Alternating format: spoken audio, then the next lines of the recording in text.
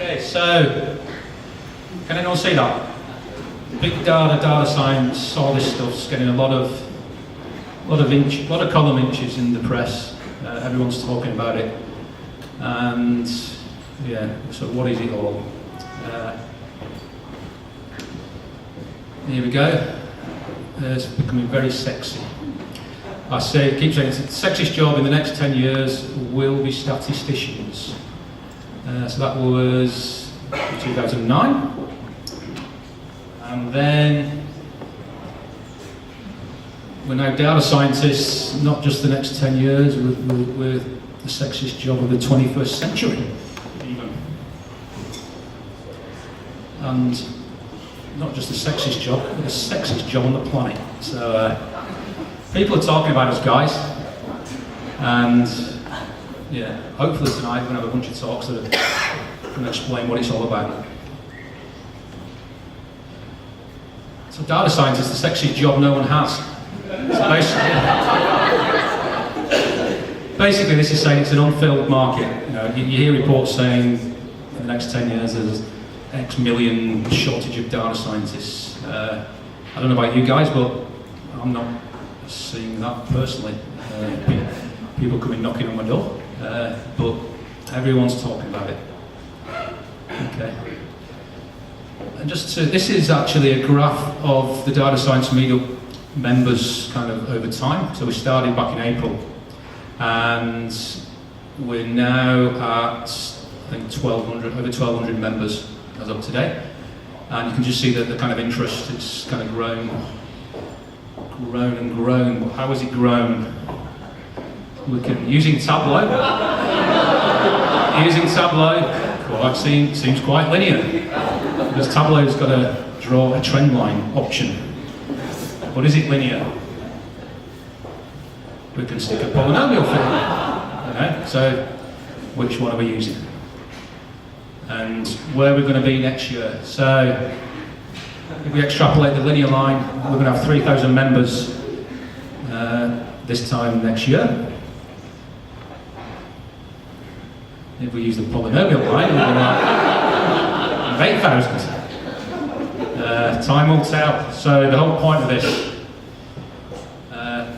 don't put blind faith in computer algorithms. So a lot of people are saying, no, we don't need any data scientists anymore. We've got these user-friendly bits of software.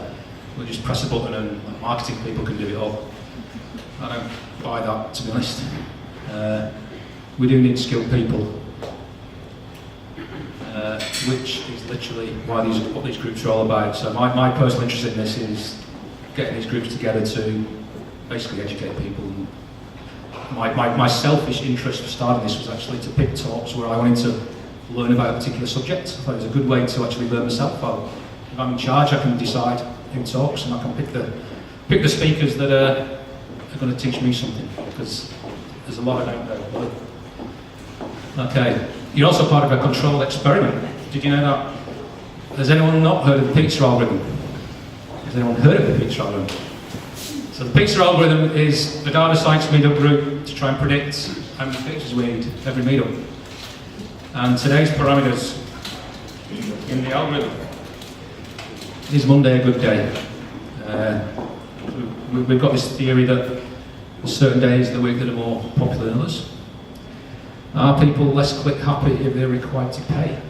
So for this event, we wanted to, basically the reason we charged was we normally get too many respondents, so we thought we'll make people pay. We're going to give the money to charity. We're not in to make money, but we just wanted to see what the response was. I mean, it was quite good. And then the third one was, do you prefer pizza, cheese or wine, beer or wine? So today's extra variable is the food on offer. Okay, so getting into the event tonight. So the format of the event is one that Yuval and his art groups did a couple of years ago for an event at Christmas. They just basically asked people to turn up with one slide and talk for 5 minutes, and it seemed to work quite well. Yeah. So that was the kind of the catalyst for tonight. And these are our people who are going to be speaking in part one. So it's literally a 5-minute talk. We're going to have to be quite strict because we've got a lot of speakers to get through. Hopefully it'll be an entertaining evening. I hope it's more entertaining than my last event similar to this, which was last week, which was a recorder soiree at my 6-year-old daughter's school. So I had half an hour of 1 minute bursts of Twinkle Twinkle Little Star on the recorder. So you've got something to live up to tonight. My expectations are high. So without any more ado, I hope Rob, I know you didn't realise you were the first speaker, but I'm going to introduce Rob Hyman. Professor Rob Hyman is actually, you saw these charts earlier. He's the guy you need to speak to if you want to know how to get that right, because he writes the books on forecasting. But I'm sure he'll, I hope he will introduce himself. So, 5 minutes starts in 3 seconds for Professor Rob Hyman.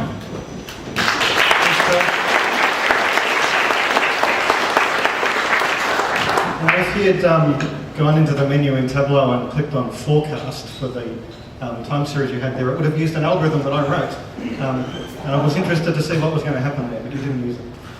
I'm going to talk a little bit about the existential crisis that statisticians have when we start talking about data science.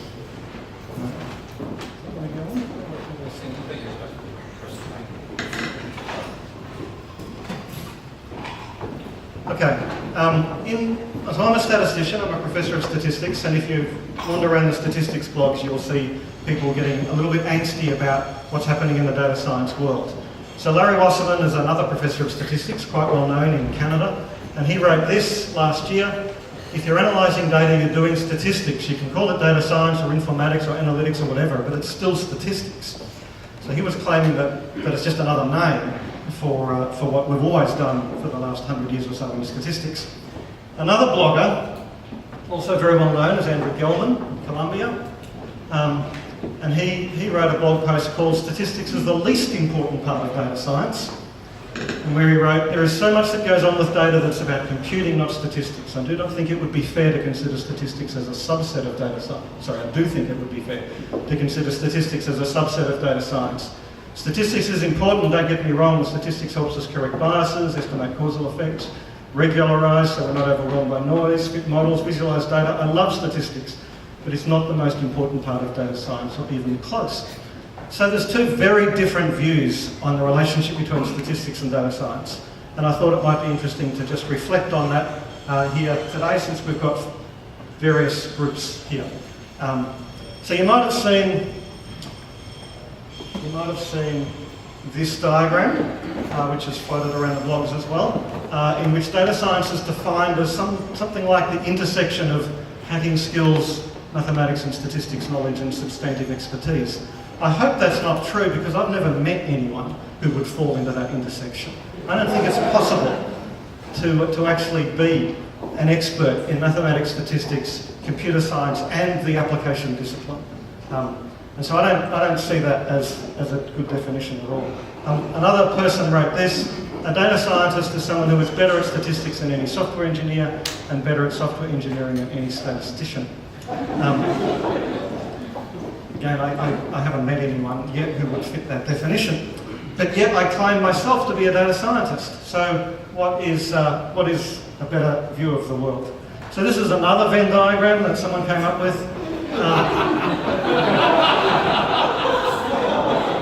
Where the intersection of the groups is the unicorn, and we have everybody who's looking at data is a data scientist, and I think that's a much more sensible definition. And we're all doing it from different perspectives with different training. I'm a data scientist with training in statistics, with the perspective of a statistician. When I work with some people in machine learning, they come to data with a different perspective, with different training, but it's useful to learn from them, and I think they can learn from me. Unfortunately, we get a little bit sectarian about our disciplines, and we imagine that everybody who's not trained in exactly the same way we are is somehow a heretic, and we shouldn't engage with them. But none of us can realistically cover the whole field. We specialise in certain things, and we need other people who specialise in other things. You don't know this, but I have a disease called Graves' disease, which means that I'm gravely ill. And not really. But it means that I have to go and see doctors. I see a general practitioner, I see a physiotherapist, I see an endocrinologist, because I need them all because they deal with different parts of medicine. And I see it's much the same thing in data science. If you've got a seriously important data problem, you'll need the computer scientists and the statisticians and the subject experts all together as a team working on the problem, not one person having all of those skills simultaneously. So let's not be too sectarian about our disciplines, thinking everyone not trained in the same way we are is a heretic. There's a famous joke written by comedian Emo Phillips, which I'd like to read to you. I was walking across a bridge one day and I saw a man standing on the edge about to jump off. I immediately ran over and said, "Stop, don't do it." He said, "Why shouldn't I?" I said, "Well, there's so much to live for." "Like what?" "Well, are you religious or atheist?" "Religious." "Me too." "Are you Christian or Jewish?" "Christian." "Me too." "Are you Catholic or Protestant?" "Protestant." "Me too." "What franchise?" "Baptist." "Wow, me too." "Northern Baptist or Southern Baptist?" "Northern Baptist." "Me too." "Are you Northern Conservative Baptist or Northern Liberal Baptist?" "Northern Conservative Baptist." "Me too." "Are you Northern Conservative Fundamentalist Baptist or Northern Conservative Reformed Baptist?" "Northern Conservative Fundamentalist Baptist." To which I said, "Die, heretic scum," and pushed him off.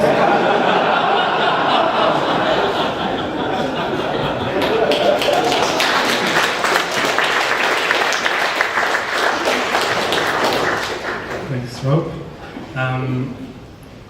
Before I introduce the next speaker, just want to let all the speakers know, we do need to be quite strict today, 5 minutes. So, those of you who notice, I've got this thing here, it's a timer. So it's going to count down. No pressure, but you'll see the timer go down. And when it gets to 0, there will be a horrible noise. So just be warned. I couldn't do it to you, Rob, because you didn't get the warning. Okay. So, moving right along to our next speaker, Julian Wright, talking about creating predictive match. Julian, yeah.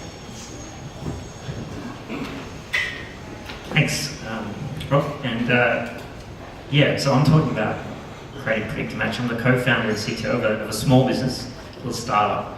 A couple of years ago, we started up Predictive Match, and tonight I'm going to talk to you about my experience in taking my engineering background and moving into data science. So, Predictive Match is a real-time recommendations platform.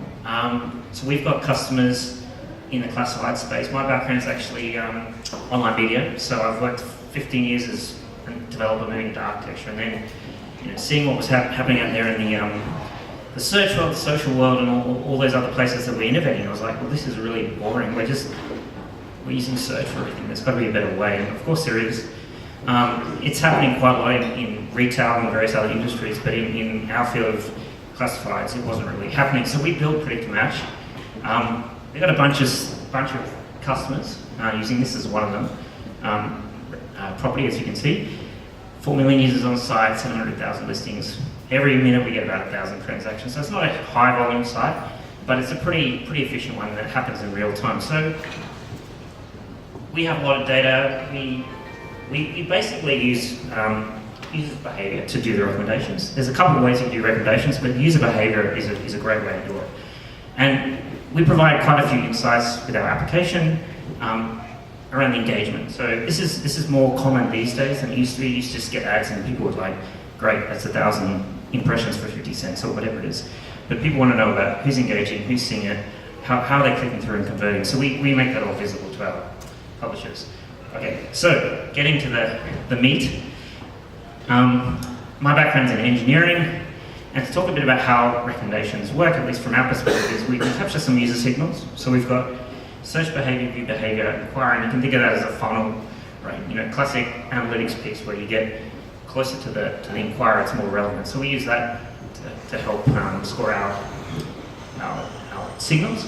We've got various listing dimensions that we capture, so ad type, categorization, things like that, as well as the content we need to show back. So we're a software as a service, we just deliver it to the browser like Google Analytics. It's very easy to integrate. We use optimization for things like frequency capping. We don't want to show people the same ad, they get really annoyed about that. And we optimize ads that work well. So we had a guy, I'm told to say something funny, so this is my gag. We had a guy who we hired as a data scientist, and basically he helped us out while we were building the engineering to create some models for us. So we were like, we don't know a lot about, you know, the stuff that data scientists do, but you're one. We got you off one of these freelancing sites. You seem to know what you're talking about. Help us build something while we do all the engineering piece, right? So we had a bunch of conversations with him, and it became clear to me that I need to actually understand this stuff, because you could be selling me down the river and telling me you're building all this code, and I can see it. It's lots of lines of Python, great. But what does it actually do, right? So I kind of taught myself, retaught myself the fundamentals of engineering, stats, etc., and helped out in the end. In fact, I ended up taking over the data science. The key should have been that the guy was actually a poker player who couldn't do that anymore because there's legislation against that, and he's really good at making money, so he must be good, right? Anyway, so data science for us was simply ensembling these ideas together. So audience segmentation is a classic content-based matching. The co-visiting stuff is really about similar properties, you know, similar user behavior, and the collaborative filtering, as all the magic happens in recommendation systems, is really around taking that sort of matrix of data and using all the smart algorithms. You know, there's a whole bunch you can apply, but they depend on the publisher. Alternatively, squares, you know, even something like K-nearest neighbor works really well. So we get the top results and we show those back. So I'm running out of time, but the main thing I can stress. So from my experience, I'm now a legitimate data scientist. That's my actual job title, my real job. This is still very much a side business for me, but you know, being able to measure and be able to learn and obviously experiment and use real user feedback, so A/B testing, that sort of stuff, has kind of helped us develop actually valuable algorithms and happy customers. So if I can take anything away from all those people in the room who are looking to get into data science, who are engineers who think they can't do it, just get out there, build something, do a light touch initially, but then, you know, experiment, learn, and repeat, and you know, you'll have a lot of fun in the process.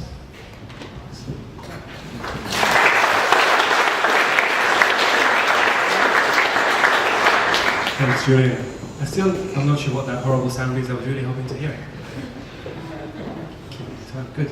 Our next speaker is Jessica Casara, who will talk about known unknowns dialysis of the day. So I'm a postdoctoral biostatistician at the University of Monash, Department of Epidemiology and Preventive Medicine, funded by the Victorian Centre for Biostatistics. And I'm going to be talking about a topic that I've been working on for the past year or so. So much more applied than the previous, or applied to a particular problem than the previous couple of talks. So if you're unfortunate enough to undergo kidney failure, your kidneys stop working, you've got two options for treatment. The preferable option is to get a kidney transplant. So someone will give you a new kidney. Not everyone is eligible to go on the waiting list for a transplant, and if you are on the waiting list, you may have to wait some time for a kidney, in which case you need to undergo dialysis to purify your blood. There are two forms of dialysis that people can use. The first is hemodialysis. This is probably what most people think of when they think of dialysis. You sit there, your blood is removed and cleaned by a machine and returned to your body. Peritoneal dialysis is a little bit different in that the patient's own peritoneum is used to filter your blood. So your blood is never actually removed from your body. The question for a lot of patients who undergo dialysis is which of these two forms of dialysis should they use? Now, there are a lot of things that go into making this decision, but one particular aspect that people are interested in is which of these two dialysis modalities will lead to a longer life. So which has increased survival time? If we could run a randomised trial, we could answer this question. So let's suppose we've got a sample of patients here, and we'll suppose that the white squares are frailer in some way than the red circles. If we can randomise the patients to the dialysis modalities, so we randomly assign half of these patients to hemodialysis, the other half get peritoneal dialysis, then we can expect that these two groups are going to be approximately balanced with respect to not only the things we know about that affect dialysis, or affect survival time, like age, other comorbidities, things like this, but also things that we can't measure or don't know to measure, things like cognitive function perhaps, or social connectedness, things that are more difficult. So if we can randomise patients to these two treatments, then things are going to be balanced. The two treatment groups are going to be approximately balanced with respect to these, they should be. And any difference we see in the survival time between these two groups can be attributed to the treatment. So if the peritoneal dialysis patients survive for longer, we can say that this is due to peritoneal dialysis being associated with the longer survival time, causing the longer survival time. The problem with dialysis is that patients don't agree to be randomised. It's a very difficult thing to get patients to agree to get randomised either to hemo or peritoneal dialysis. So in order to work out which of these two forms of dialysis are associated with longer lives, we're left with observational data. And the observational data might look a bit like this. It's unbalanced. Patients choose different treatments for different reasons. And what tends to happen is that hemodialysis patients are frailer, they're sicker than the peritoneal dialysis patients. We can adjust for the things we know about. So if we know that the hemodialysis patients are older, they've got more comorbidities, we can put this in our model for survival time. But what about the things we don't know about, the unknowns? Or these might be things that we truly have no idea about, or things that we just aren't able to measure, as I mentioned before, social connectedness, cognitive function. We might not be able to have access to these particular variables for all of our patients. So what can we do about these unknowns? Do we just give up and say that we don't know anything? Well, you can do that, but you can adjust estimates using counterfactual quantities. And this is something I've been researching over the past year, is looking at considering the peritoneal dialysis patients and thinking about what the outcome of these patients would have been had these patients been assigned to hemodialysis instead of peritoneal dialysis. So, counter to the fact. And we can adjust the estimates using counterfactual quantities like this. However, that's not the end of the story because expert knowledge is required. It's still difficult to determine what values we should be putting in here. But the take-home message is that even if there are unmeasured confounders, things that we don't know about, there's still some way to get back a little bit about what's going on and work out what's going on with treatments. Thank you.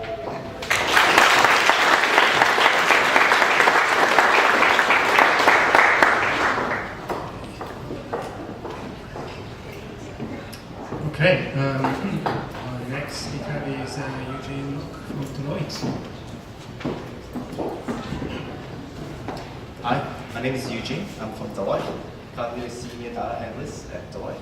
So I'm going to be talking about my data science journey. So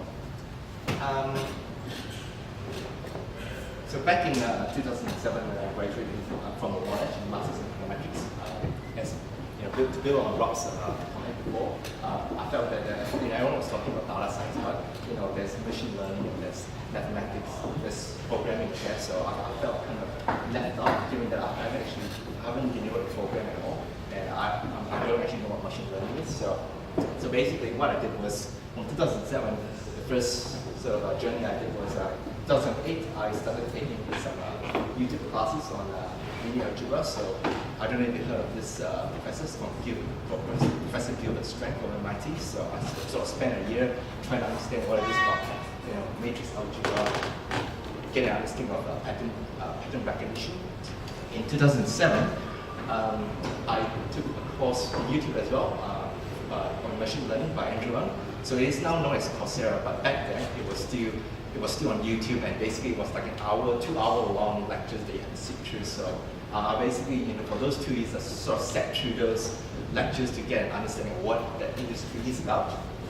And then in around 2010, I realized that actually, so now that I've got all these theories, so in 2007, 2008, and 2009, it was really around trying to understand, what machine learning is and what is, how is it connected to mathematics, and how can I then get into data science? So I realized that the other component that I was missing on was programming. So that was when I started to take up pick up R as my first programming language, and then made up groups to get an understanding of how to code and how do people actually code and get some understanding of programming basically. So, and then not soon after, in 2011, I discovered Kaggle. So, and I found actually that's a great way to apply what you've learned, what you've learned, and the programming language. Basically, Kaggle is a great platform to practice your programming language, and just to test and see if you actually do know how to do predictive modeling or modeling in general. And then soon. So right now, actually in 2012 and 2013, I've sort of, that was back then. Right after sort of 2011, I got into Deloitte and I started doing data science. So I was in data. I was pretty much practicing data analytics, and I sort of felt comfortable with my technical skills, and I realized, okay, so now that I've got all this knowledge, I can program. I'm actually working on engagements or projects that requires data analytics. I started to think about what are some of the interesting things that people are doing out there, and how do people apply different analytics, the different methodologies, and just to get ideas. So that was when I started to sort of look through follow blogs and try and see. Simply stats, fast ML. So some of them are more stats focused, some of them are a little bit more sort of machine learning based. And basically, just to sort of see what people are doing out there. And soon after that, so right now, 2014 onwards, so I'm right now, I don't code as much anymore these days.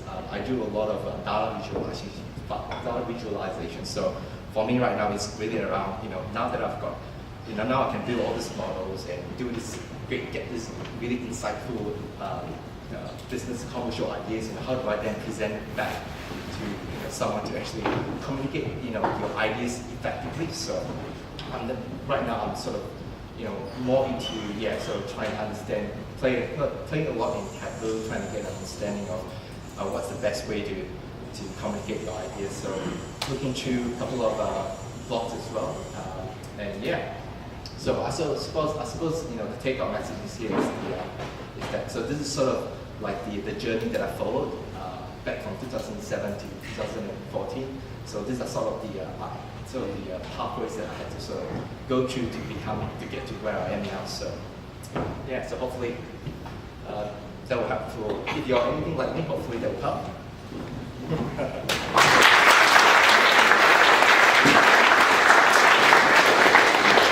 Thanks, Eugene. It doesn't look like we're going to hear that horrible sound when the speakers are very well behaved. Thank you.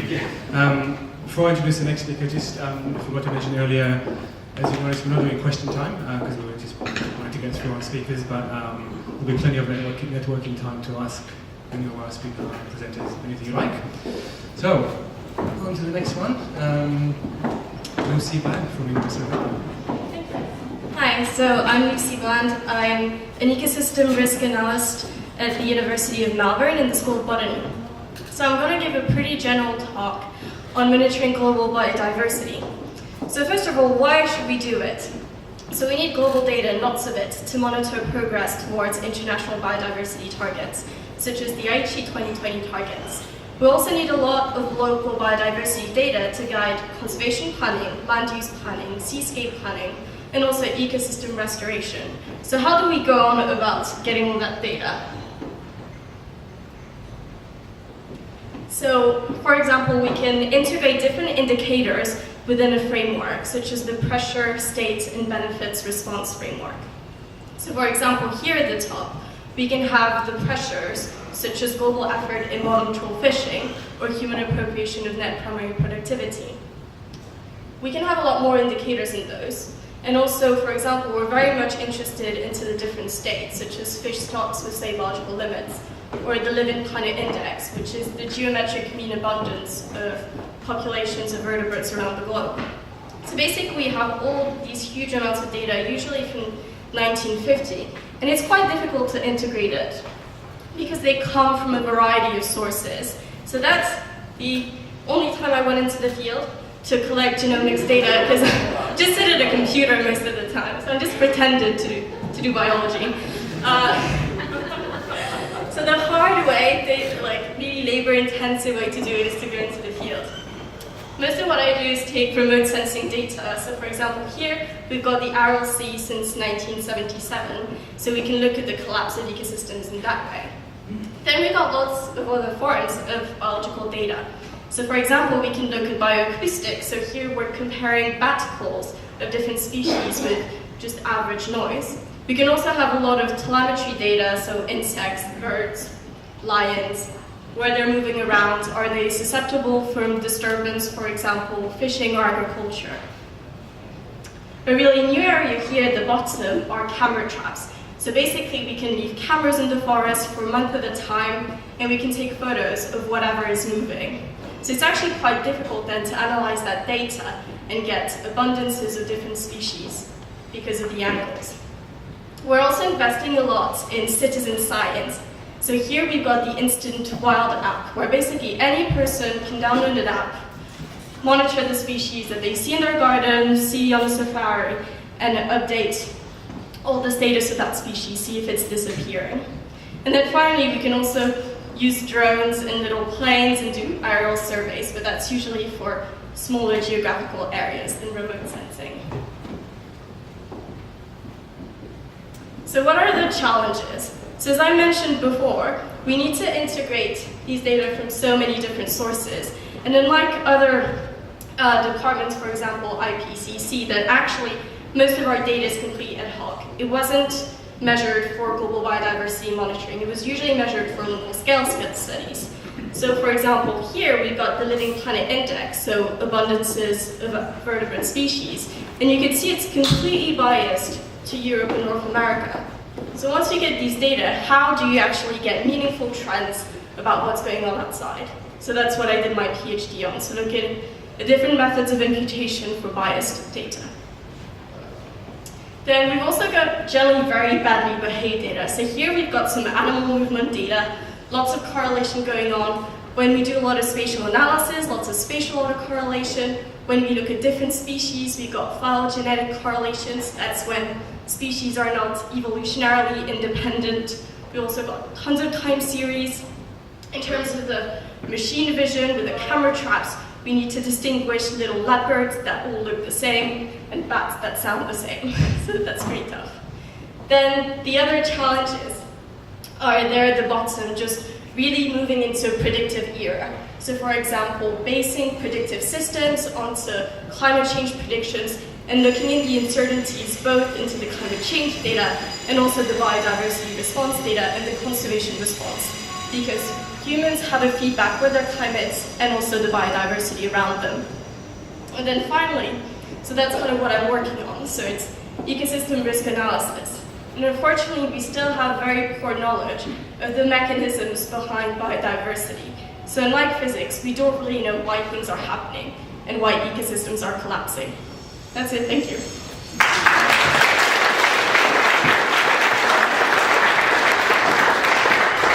8 seconds.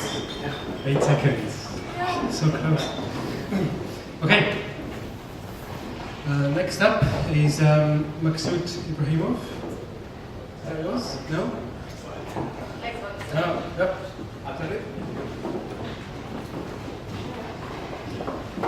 Hi, I'm Maksud. I'm Chief Data Scientist at Adaptic. So when Phil invited me to talk about optimization, I thought, what can I talk about optimization in just 5 seconds? Or 5 minutes, sorry. Optimizing, yeah. So I decided to condense experiences over the last few years. How do you combine optimization and predictive modeling together? So let's start with the goal. So the goal of any data science project is really how do you help businesses to make optimal decisions? So you, for example, you start with the data, you build the best possible predictive model, you do cross-validation, you do all the right things, and finally you get knowledge about what is likely to happen in the future. But how do you get decisions out of that? For example, you're in a shirt selling business, and your predictive model gives you information that most of people in Richmond, they like yellow shirts. What does that mean? Does that mean you send all your yellow shirts to Richmond store, or you send 80%, or 50%, or 10%? So how do you do that? So this way the optimization comes into play. So let me show you an example. I thought most of people like wine, so I decided to talk about wine.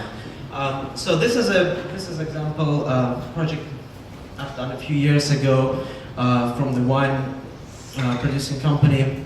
They have a large vineyard. Each vineyard is split into blocks like this. So the way you produce good wine, the things that directly influence the quality and yield of the wine are sugar and pH level, the acidity.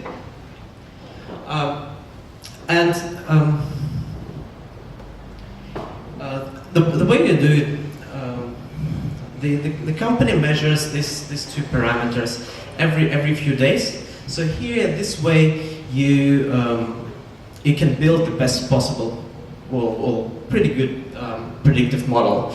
But the end goal of the company is not to understand the sugar levels.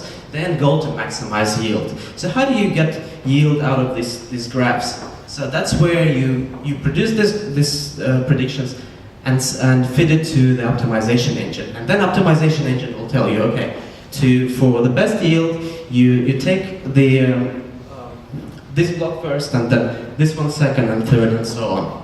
So let me show you what is it like pictorially.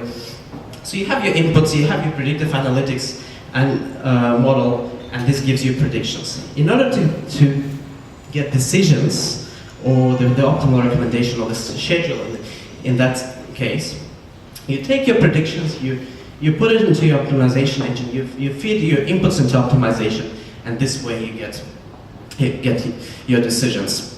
So this is schematic of optimal decision support, but there is one more thing.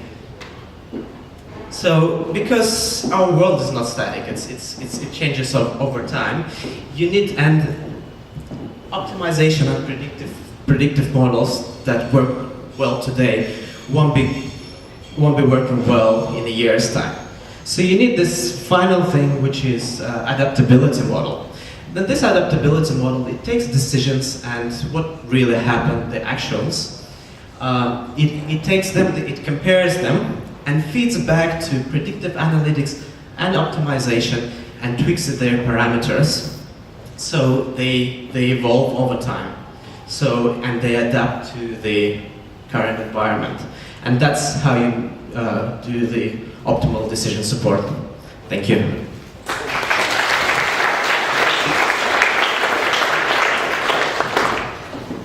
Thanks, Maksud. We're getting very close to the end of the first session. Damien's going to run a little fun session to finish the session. But before that, I just want to read out an email I've got from one of our speakers who couldn't make it today due to personal reasons. I'm not going to time you, eh? So James Savage from the Grattan Institute unfortunately couldn't make it, but he's going to post on the meetup some information about a very exciting fellowship that he's involved with.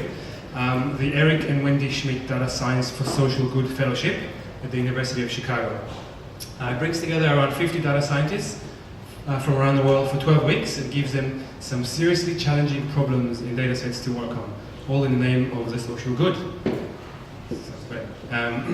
The fellowship is in its second year and has funding to continue. They really want to get the word out so that more junior and mid-career data scientists can get involved. So, unfortunately, James couldn't be here to tell us a bit more about it, but look out if you're interested on the meetup. He's promised me that he'll put some information on there. So I'll hand over to Damien to finish off the first act, the first set.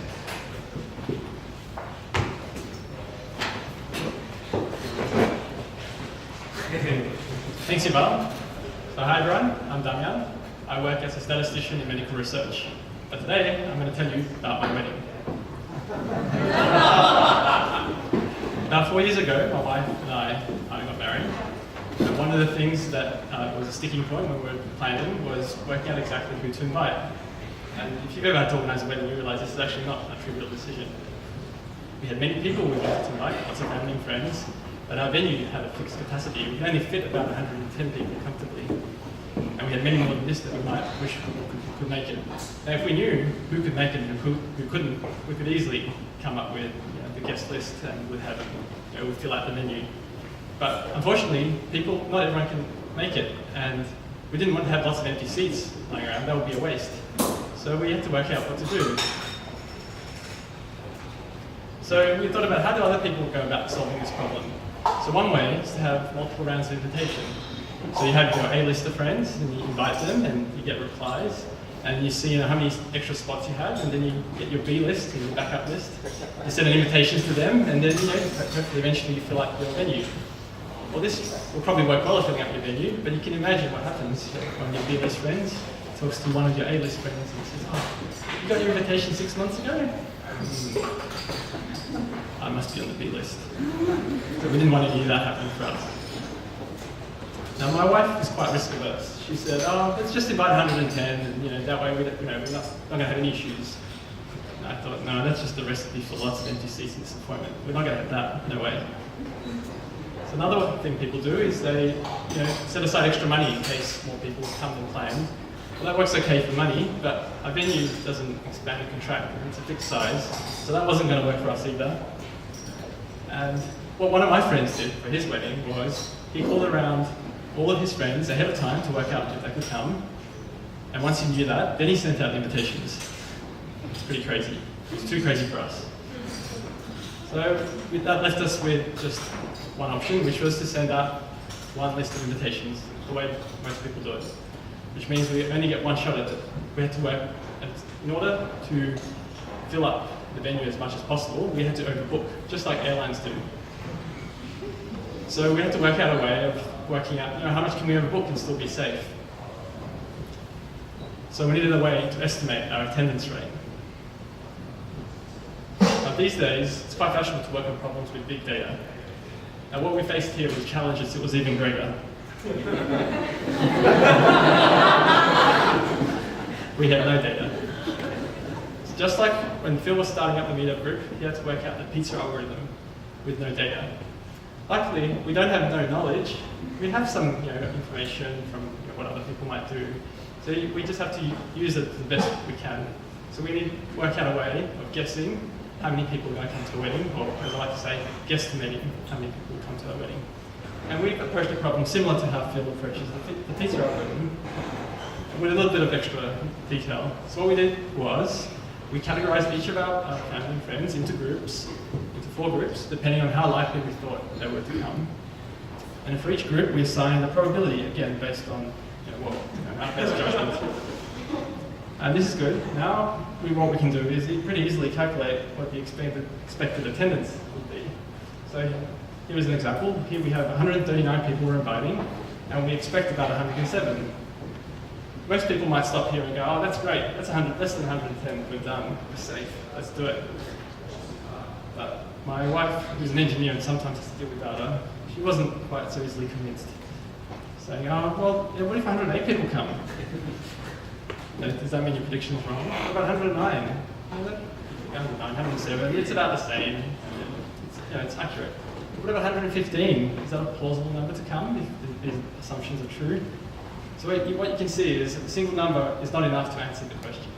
What we need is a range of plausible outcomes. Actually, we can do that too, using basically what we've got up here. So what you can do is you can actually run a simulation where you use these probabilities and work out the probability distribution for the total attendance. And this is what you get if you do that. What we can do from this is get a prediction interval. So you can see with 95% probability, we'll get between 102 and 113 guests. So this is much more useful than a number. Now we have a much better handle on what's the chance of breaking that magic 110. But not only that, we also get a sense of how many empty seats we might get. And now we can start trading off one against the other. If we want to be a bit safe from the top end, that means we're more likely to have some empty seats. And we can get a handle on how much that is. And so what we did was, now with this model in hand, we could tweak the list until we got an interval we were comfortable with. And what I've pictured here is actually the final interval that we used, the final interval according to the final guest list. So that you might think, okay, this is all fun and games, and you're just making numbers up. What's the big deal? Aren't you just taking a stab in the dark? Well, consider it this way. we're faced with a real world problem here where we have to make a decision. We're going to make that decision one way or another, and we're going to do it using whatever assumptions we have in our head. What we've done with these calculations is simply make these assumptions explicit and structure them in a way that more directly answer the question that we're interested in, which is a numerical question. And it actually gives us more insight into the nature and results of these assumptions, and lets us play with them, vary them, and see what impact they are, and how sensitive our outcome will be to them, and how much risk we're taking by making different assumptions.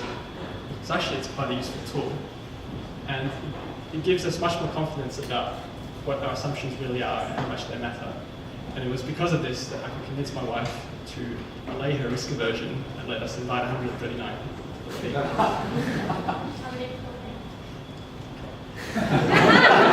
So is this a real world important problem? Well, certainly the media thought so. The BBC ran an article about our wedding, and Tim Harford, the undercover economist, interviewed us for his radio show. Now you might be wondering exactly, what happened at the wedding? How many people came? Well, we ended up getting 105 people, which was just right. Now I see many fine young women and men in the audience who are probably approaching wedding good wedding age. I'm sure many of you are planning weddings right now. So if you need any expert statistical advice, you know who to call.